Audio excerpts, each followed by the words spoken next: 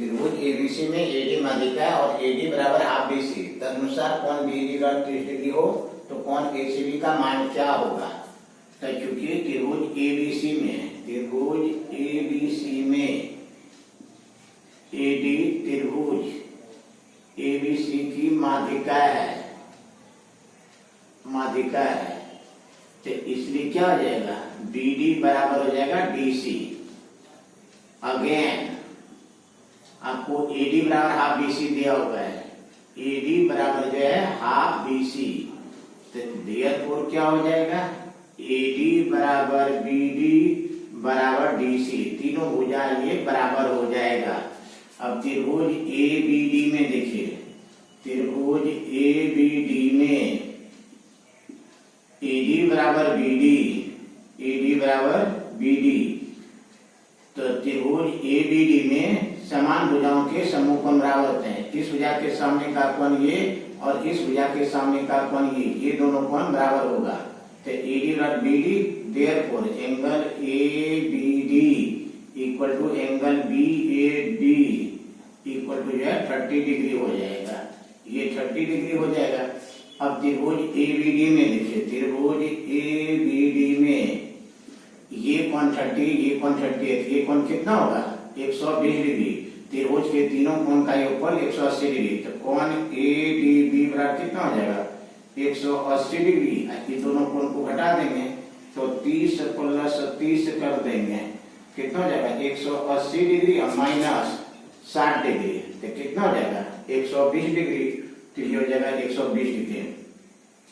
Again जो है, अब बताइए इस दोनों कोण को जोड़ देंगे तो कितना हो जाएगा 180 डिग्री, तो ADB angle ADB plus angle ADC equal to कितना हो जाएगा 180 डिग्री।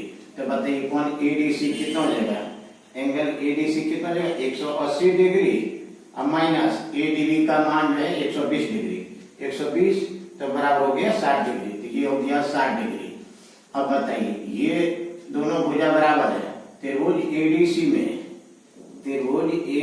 में त्रिभुज के तीनों कोण का योगफल 180 डिग्री, तो बताइए ये दोनों भुजा बराबर है, तो मान लेते हैं ये दोनों कोण क्या है बराबर है, तो क्या हो जाएगा x प्लस 60 डिग्री बराबर हो जाएगा 180 डिग्री। तो दिस इंप्लाइज कितना हो जाएगा 2x प्लस 60 डिग्री बराबर 180 डिग्री, तो दिस इंप्लाइज 2x बराबर कितना हो जाएगा 180 डिग्री माइनस 60 डिग्री, तो बराबर हो गया 120 डिग्री। तो बताइए x का मान कितना हो जाएगा 120 डिग्री अब बटे 2 तो हो जाएगा 60 डिग्री।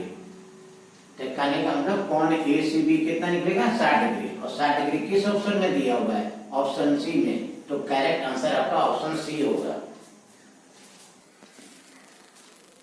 एक रेखाखंड में 3 बिंदु ए ओ बी है और सी एक ऐसा बिंदु है जो ए ओ बी पर नहीं है, कहता सी एक ऐसा बिंदु है जो ए ओ बी पर नहीं है, तदनुसार यदि कोण ए ओ सी 40 डिग्री हो, कोण ए ओ सी बराबर 40 डिग्री हो और ओ एक्स और ओ वाई कोण ए ओ सी का क्रमशः आंतरिक एवं बाह्य द्विभाजक हो, तो कोण बी ओ वाई कितना होगा। ओ एक्स क्या है, कोण ए ओ सी का समद्विभाजक है और ओ वाई क्या है, कोण बी ओ सी का समद्विभाजक है, तो कहता है कोण बी ओ वाई क्या होगा। तो बताइए angle A O C plus angle B O C, ये दोनों एंगल मिला करके कितना हो जाएगा 180 डिग्री, और कोण ए ओ सी आपको दिया हुआ है कितना, ए ओ सी आपको दिया हुआ है 40 डिग्री, तो 40 डिग्री प्लस कोण B O C equal to 180 degree, तो एंगल बी ओ सी कितना होगा 180 डिग्री, आप 40 को उधर कर देंगे तो माइनस 40 डिग्री, तो इक्वल टू कितना हो गया 140 डिग्री, 140 डिग्री। अब बताइए ओ वाई जो है कोण बी ओ सी का समद्विभाजक है, तो कहने का मतलब ये दोनों कोण क्या होगा बराबर होगा, और कोण बी ओ सी निकला 140 डिग्री, कितना निकला 140 डिग्री, और ओ वाई कोण बी ओ सी का समद्विभाजक है, तो ये दोनों कोण बराबर है, तो बताइए कितना कितना होगा, 70 डिग्री और 70 डिग्री।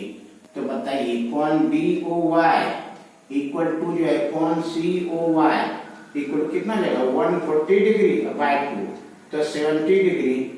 तो करेक्ट आंसर होगा 70 डिग्री। और 70 डिग्री आपका किस ऑप्शन में दिया हुआ है, ऑप्शन ए में दिया हुआ है। तो करेक्ट आंसर आपका ऑप्शन ए होगा।